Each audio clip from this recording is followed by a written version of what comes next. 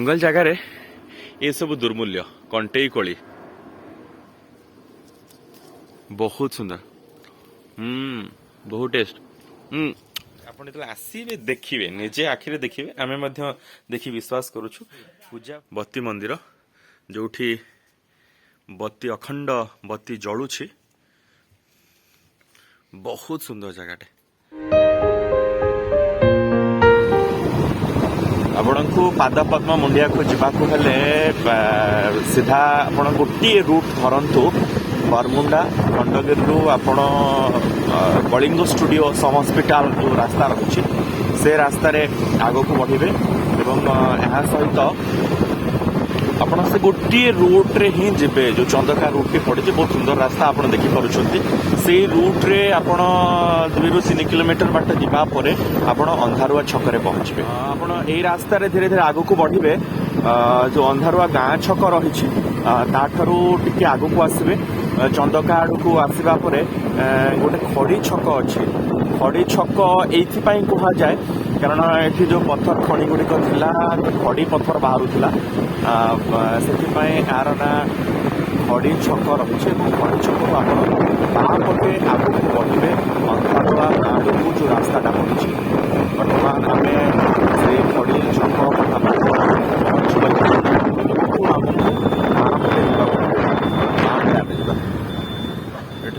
से खड़ी छकरू गाँ भितर को रास्ता पाद पद्म मुंडिया को ये रास्ता एमती पड़े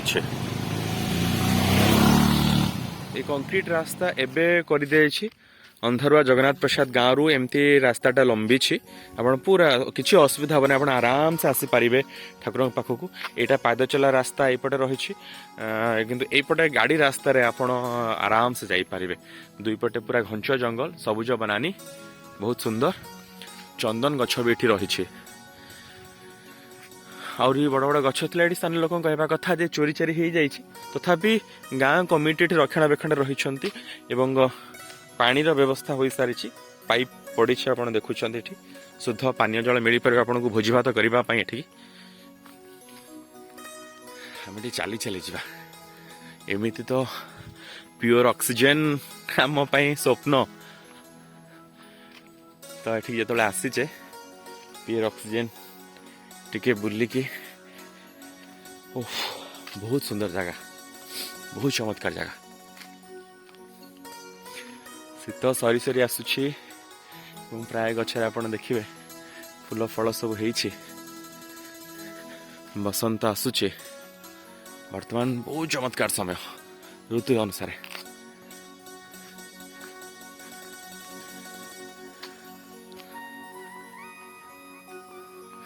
ये भी फांका फांका भी अच्छे आपने आसिले एमती सब स्थान रे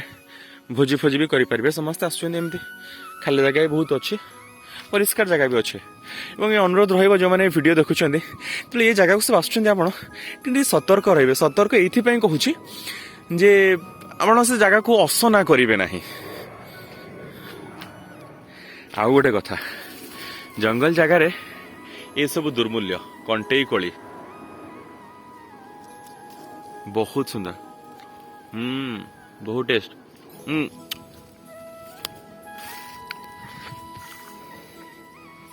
औषधीय गुण भी बहुत अच्छे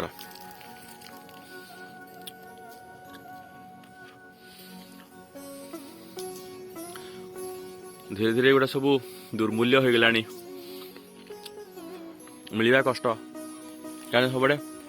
जंगल फंगल आउ आप घंच जंगल एरिया कौटी जी कितु ये भुवनेश्वर पाखापाखि एरिया रे जो अंचल को आम जाऊँ तो बहुत मिलूँ गोटा जंगल धीरे धीरे तो घर द्वार सब हो गला किंतु कोल जमी टेस्ट औषधीय गुण भी सेमती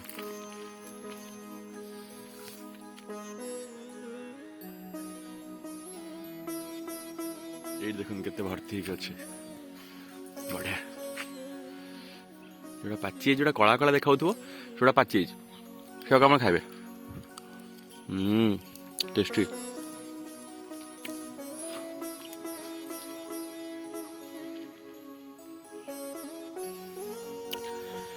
बर्तमान में पहुंची सारी ସେଇ ଜାଗାରେ ଏବଂ এই গেটটা ନିର୍ମାଣ କରାଯାଉଛି। এই ଆଗରେ ଗଲେ ମହିମା ଆଶ୍ରମ ରହିଛି ଏବଂ ଏ ଡାହାଣ ପଟେ ସେଠି ପ୍ରଭୁ ଶ୍ରୀରାମଚନ୍ଦ୍ର ଯୋଉଠି ପୂଜା ପାଉଛନ୍ତି। ପ୍ରଥମେ ଆମେ ଏଇପଟକୁ ଯିବା ଏବଂ ଏହା ପରେ ପରେ ସେଠିକି ମଧ୍ୟ ଯିବା। ଦର୍ଶକ ବନ୍ଧୁ ଆପଣ ତ ବହୁତ ଜାଗା ବୁଲନ୍ତି, ବହୁତ ଜାଗା ବୁଲିଥିବେ, ବହୁତ ଜାଗା ଦେଖିଥିବେ, କିନ୍ତୁ ସହର ଉପକଣ୍ଠରେ ଏମିତି ଏକ ଜାଗା ଅଛି ଯୋଉଟା ଆପଣ ଜାଣିନଥିବେ। ଆମେ ବର୍ତ୍ତମାନ ଭୁବନେଶ୍ୱର ଠାରୁ ମାତ୍ର କେଇ କିଲୋମିଟର ଦୂରରେ ଏମିତି ଏକ ସ୍ଥାନରେ ରହିଛୁ ଯାହାକୁ ପାଦପଦ୍ମ ମୁଣ୍ଡିଆ କୁହାଯାଉଛି, ଯୋଉଠି ପ୍ରଭୁ ଶ୍ରୀରାମଚନ୍ଦ୍ର ପୂଜା ପାଉଛନ୍ତି ମାତା ସୀତା ଭାଇ ଲକ୍ଷ୍ମଣଙ୍କ ସହିତ ଏବଂ ପ୍ରିୟ ଭକ୍ତ ହନୁମାନଙ୍କ ସହିତ। ଶ୍ରୀ ଶ୍ରୀ ପାଦପଦ୍ମ ଦେବାୟ ନମଃ, ଗ୍ରାମ ଅନ୍ଧାରୁଆ, ଜଗନ୍ନାଥ ପ୍ରସାଦ, ଜିଲ୍ଲା ଖୋର୍ଦ୍ଧା। ଆକ୍ଚୁଆଲି ଏ ସ୍ଥାନର ଏ ଗାଁର ନାଁ ହେଉଛି ଅନ୍ଧାରୁଆ ଜଗନ୍ନାଥ ପ୍ରସାଦ, କେବଳ ଲୋକ ମୁଖରେ ଅନ୍ଧାରୁଆ ନାମରେ ପରିଚିତ। ଆସନ୍ତୁ ଠାକୁରଙ୍କୁ ଦର୍ଶନ କରିବା। ଏଠି ଭାଇ ରହିଛନ୍ତି ଆମ ସହିତ।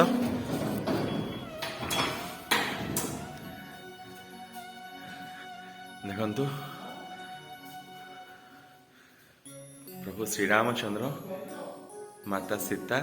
ଭାଇ ଲକ୍ଷ୍ମଣ ଏବଂ ହନୁମାନ ମଧ୍ୟ ଏଠି ରହିଛନ୍ତି ଏବଂ ସ୍ୱତନ୍ତ୍ର ହନୁମାନଙ୍କର ସ୍ୱତନ୍ତ୍ର ମନ୍ଦିର ରହିଛି। ଏବଂ ବିଶେଷତ୍ୱ ଏ ସ୍ଥାନର ଏହା ହେଉଛି ଯେ ଏଇ ଯୋଉ ସିଂହାସନ ଆପଣ ଦେଖୁଛନ୍ତି ଯାହା ଉପରେ ଠାକୁର ପୂଜା ପାଉଛନ୍ତି, ଏଇଟା ଗୋଟିଏ ପଥର, ସିଙ୍ଗିଲ ପଥର ପୁରା। ଏବଂ ସେମିତି ଆପଣ କହିବେ ନାହିଁ ସେ ପଥର ଉପରେ ସେମିତି ନିର୍ମାଣ କରାଯାଇଛି। ପଛପଟକୁ ମଧ୍ୟ ଆମେ ଆପଣଙ୍କୁ ଦେଖେଇଦେବୁ ଯେ ପୁରା କେମିତି ଭାବେ ନିର୍ମାଣ କରାଯାଇଛି। ଆପଣ ଦେଖନ୍ତୁ ଏଇଟା ପୁରା ସେତିକି ରଙ୍ଗ ଅଛି। ଏଇ ପଛପଟଟା ଆପଣ ଦେଖନ୍ତୁ, ପୁରା ଗୋଟିଏ ପଥର, ସିଙ୍ଗିଲ ପଥର ସେଇଭଳି ଭାବେ ଥିଲା। ଏବଂ କେବେଠୁ ଏଠୁ ପ୍ରଭୁ ଶ୍ରୀରାମଚନ୍ଦ୍ର, ମା ସୀତା, ଭାଇ ଲକ୍ଷ୍ମଣଙ୍କ ସହିତ ରହିଛନ୍ତି ସେ ନେଇ କୌଣସି ବିଧିବଦ୍ଧ ପ୍ରମାଣ କାହା ପାଖରେ ନାହିଁ। କିନ୍ତୁ ଏ ସ୍ଥାନକୁ ରାମ ବନବାସ ସହିତ ଯୋଡ଼ା ଯାଇଛି, ରାମଙ୍କ ବନବାସ ସମୟ ସହିତ ଯୋଡ଼ା ଯାଉଛି ଏବଂ ସେ ସ୍ମୃତିକୁ ମନେ ରଖିବା ପାଇଁ ଏଠି ରାମନବମୀ ହୁଏ, ରାମଚରିତ ମାନସ ହୁଏ, ରାମାୟଣ ହୁଏ, ଏଠି ପାଠ କରାଯାଏ। ବହୁତ ସୁନ୍ଦର ଜାଗା, ଚମତ୍କାର ଜାଗା। ସେଥିପାଇଁ ଆମେ ଆପଣଙ୍କୁ ପ୍ରଥମେ ପ୍ରଭୁ ଏଠି ଶ୍ରୀରାମଚନ୍ଦ୍ରଙ୍କର ଦର୍ଶନ କରାଇଲୁ ଏବଂ ଏହା ସହିତ କେମିତି ବନବାସକୁ ଯୋଡ଼ା ଯାଇଛି, ଆଉ କ'ଣ କ'ଣ ପ୍ରମାଣ ରହିଛି ସେ ସମ୍ପର୍କରେ ମଧ୍ୟ ଆପଣଙ୍କୁ ଧୀରେ ଧୀରେ ଜଣେଇବୁ। ଏଠି ଭାଇ ଅଛନ୍ତି, ତାଙ୍କ ସହିତ ଟିକେ କଥା ହେଇଯିବା। ଭାଇ ଆପଣ ଏଠିକାର ବାସିନ୍ଦା? ଆଜ୍ଞା।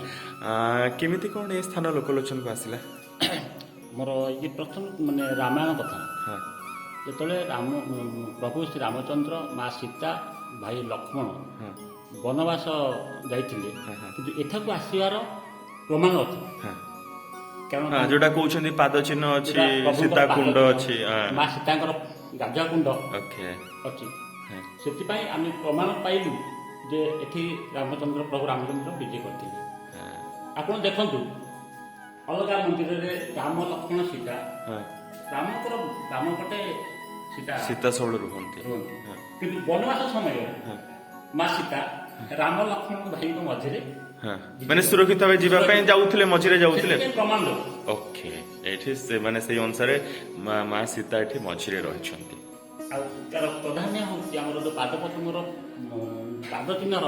ମାହାତ୍ମ୍ୟ ଅଛି। ଆମେ ସମସ୍ତେ ଅଙ୍ଗେ ଲିଭେଇଛୁ। ଯେତେବେଳେ ମରୁଡ଼ି ବର୍ଷା ନ ହୁଏ, ଆମର ଏଇ ଆଖପାଖ ଗ୍ରାମରୁ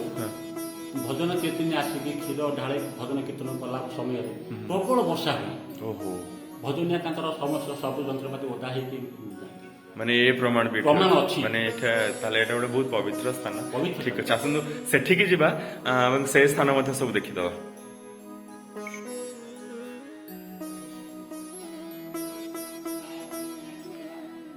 ବହୁତ ଚମତ୍କାର ପରିବେଶ ଦର୍ଶକ ବନ୍ଧୁ। ଯେତେବେଳେ ଆପଣ ଏଠିକି ଆସିବେ, ବହୁତ ସୁନ୍ଦର ଜାଗା, ଆପଣଙ୍କୁ ବହୁତ ବଢିଆ ଲାଗିବ। ଯୁଆଡ଼େ ଆପଣ ଦେଖିବେ ଖାଲି ଗ୍ରୀନେରୀ ହିଁ ପାଇବେ, ଜଙ୍ଗଲ ଆଉ ଜଙ୍ଗଲ। ସେ ଜଙ୍ଗଲ ଭିତରେ ଆପଣଙ୍କୁ ଏଠି ଶାନ୍ତି ରହିବ। ସହର ଠାରୁ ଆପଣ ଭାବି ନିଅନ୍ତୁ ଟାଉନ ଠାରୁ ମାତ୍ର 2 କିଲୋମିଟର 3 କିଲୋମିଟର ତାରି ଭିତରେ। ଏବଂ ଏଇ ଯୋଉ ସ୍ଥାନକୁ ଆମେ ଯାଉଛୁ, ଇଏ ସ୍ଥାନର ମଧ୍ୟ ଗୁରୁତ୍ୱ ରହିଛି। ଏଠି ଭୋଜି ଭାତ ପାଇଁ ହାଣ୍ଡି ହଣ୍ଡା ତ ରହିଛି, କିନ୍ତୁ ଏ ସ୍ଥାନର ଗୁରୁତ୍ୱ ଏହା ରହିଛି ଯେ ଇଏ ହେଉଛି ଗୋଟେ ଗୁମ୍ଫା ଏବଂ ୟାକୁ ସୁରକ୍ଷିତ ରଖିବା ପାଇଁ ଏଭଳି ଭାବେ ଇଟା ସିମେଣ୍ଟର ଛାତ ଘର କରି ଦିଆଯାଇଛି।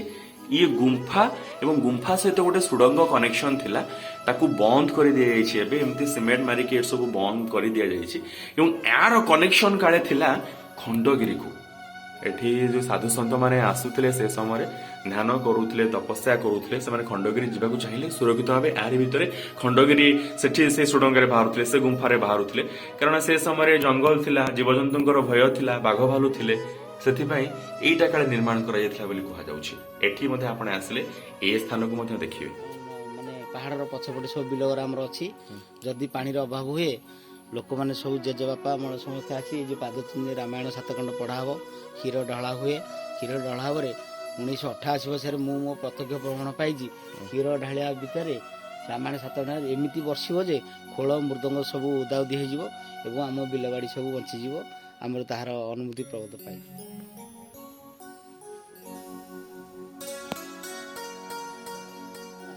ଏଠି ରାମ ଆସିଥିବାର ଆଉ ଗୋଟିଏ ପ୍ରମାଣ ଏଠି ଲୋକମାନେ ଯାହା ବିଶ୍ୱାସ କରନ୍ତି ଏଠି ଆପଣଙ୍କୁ ଲାଗିବ କି ଏଟା ଆର୍ଟିଫିସିଆଲ ହେଇଛି କି ଯେ ସେମିତି କିଛି ହେଇଛି କି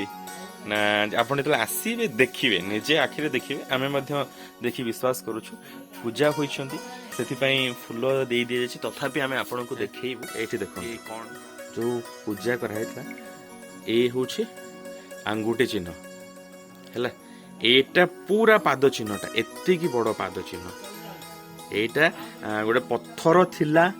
ଏବଂ ପଥର ଉପରେ ଥିଲା ଧୀରେ ଧୀରେ ବର୍ଷା ପାଣି ଖାଇକି କ୍ଷତି ହେଇଯାଇଛି ତାପରେ ଆକୁ ଟିକେ ସୁରକ୍ଷିତ ରଖିବା ପାଇଁ এইভাবে ভাবে সিমেন্টরে এবং এই যে পদ্ম টাইপর করে দিয়েছি পাদ পদ্ম যেহেতু কুহযাচ্ছে মার্বল করে দিয়েছি ইয়াকু সুরক্ষিত রাখা ধীরে ধীরে এ ব্যবস্থা মধ্যে এটি করে দিয়েছি বহুত সুন্দর জায়গাটে ঠাকুরঙ্কর এটি পাদ চিহ্ন রয়েছে আপনার আসলে এইটা মধ্যে দেখবে রামঙ্কর পাদ চিহ্নটা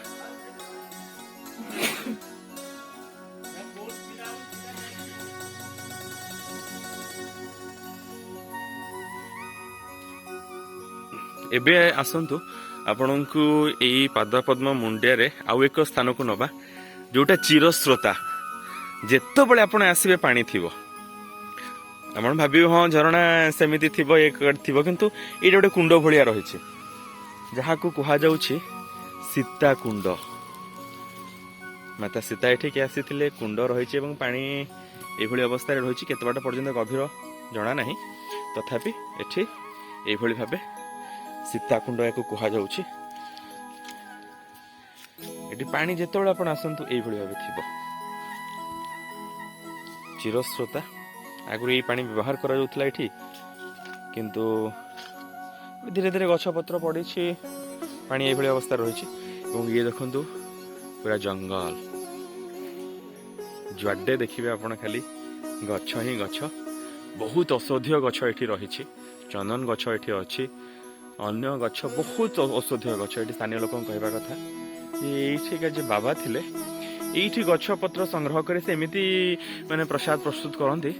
ताकाले माने आपण तो थरे खाइबे जीवन सारा भूलिबेनी से कहवा कथा ये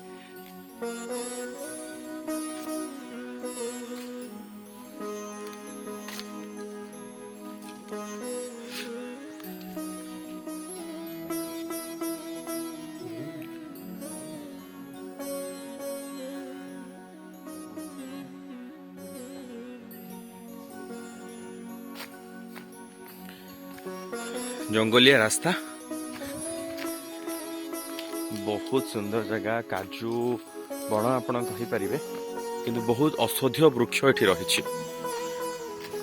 बर्तमान मुझे जगह को जाऊँगी ए रास्ता रे ठाकुर पाखु जोटा प्रथम रास्ता थिला एटा ही डगर थिला डगर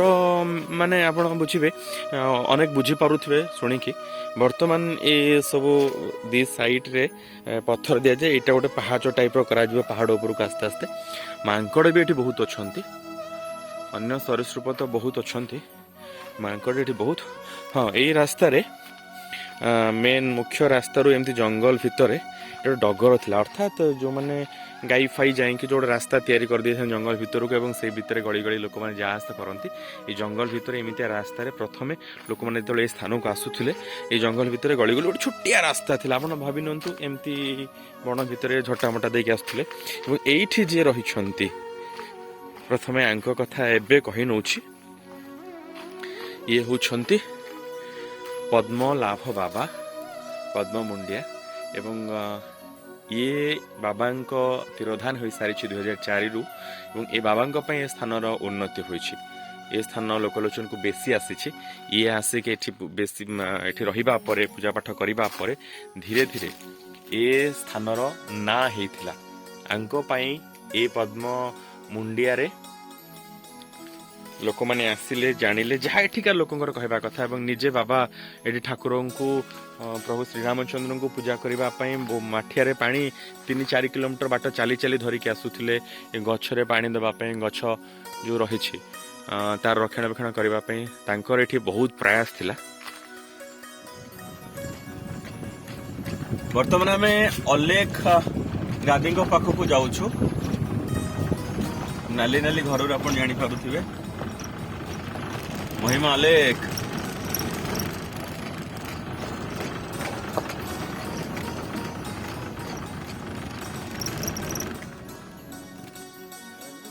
वर्तमान आम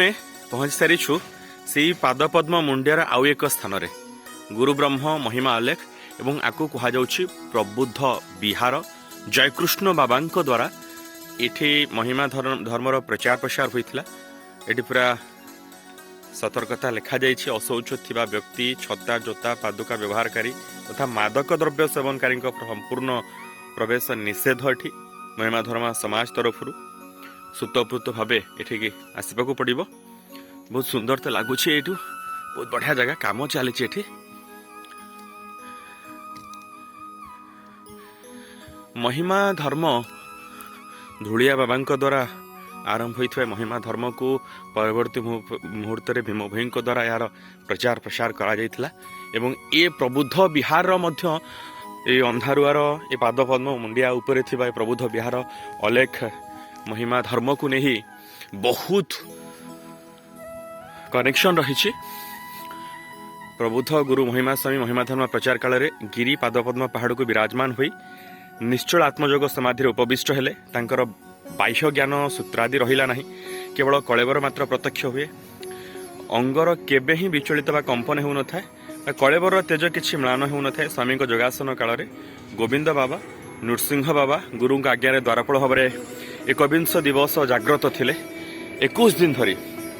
तत्परे बाबा बेनी मूर्ति प्रभु अनंत शଯ୍यासन स्वरूप प्रत्यक्ष करते विश्वनाथ बाबा सत्य महिमा धर्म इतिहास यहाँ हूँ ये प्रबुद्ध विहार 25/2/1999 गुरुवार दिन नूतन टुंगी प्रतिष्ठा होता ब्रह्मध्वनि स्थापन होता बत्ती अर्पण कर शताधिक साधु भक्त उपस्थित ब्रह्माबुधत जयकृष्ण बाबा एठी चमत्कार तो लगुच बहुत सुंदर लगुच।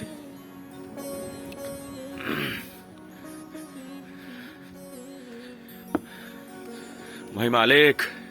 भजन मंडप बहुत सुंदर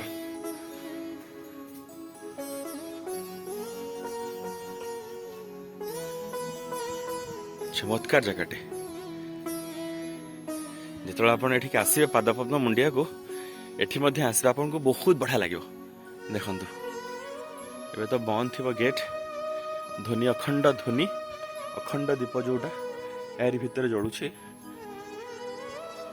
एवं यही स्थान को देखु ये गोटे चमत्कार जगह आपको आकर्षित कर आमर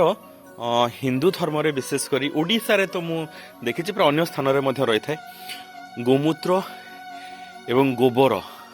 आपको अति पवित्र मानि थांती आमे एवं एठी महिमा धर्म रे मध्य एहाकू से भाव ग्रहण करा जायछि। देखंतु कंक्रीट रही सीमेंट रो कंक्रीट रही किंतु एठी ए गोबर रे लिपा जायछि एवं वैज्ञानिक दृष्टिकोण रु बहुत चमत्कार शक्ति रही गोबर रो गोमूत्र रो। बत्ती मंदिर ये हूँ बत्ती मंदिर जोठी बत्ती अखंड बत्ती जलुछि बहुत सुंदर जगह चमत्कार परिवेश।